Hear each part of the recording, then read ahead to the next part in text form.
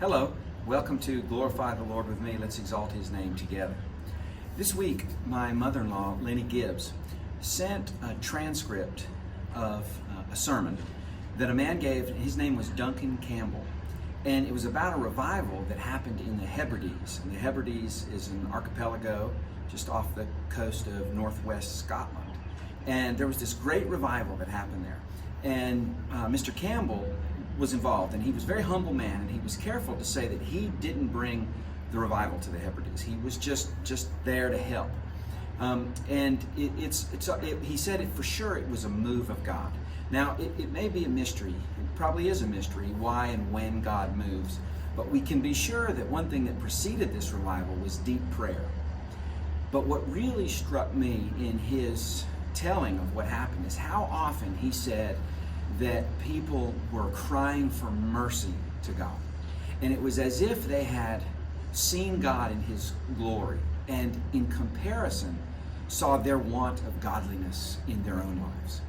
And so it got me thinking about some of the Psalms, in particular some passages that David wrote that show a firm commitment to godliness. And I think it's something that we really have to get back to, and that is almost an aggressive spirit, a desperate spirit to be godly. Now we know that our own efforts to achieve godliness will always fall short, but that doesn't excuse us from trying. So let me go through three passages, two where David prays to God, and one where he just declares his commitment to be godly and takes a strong stance against evil. Okay?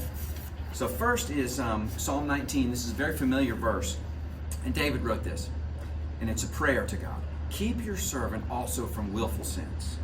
May they not rule over me. Then I will be blameless, innocent of great transgression. May these words of my mouth and this meditation of my heart be pleasing in your sight, Lord, my rock and my redeemer.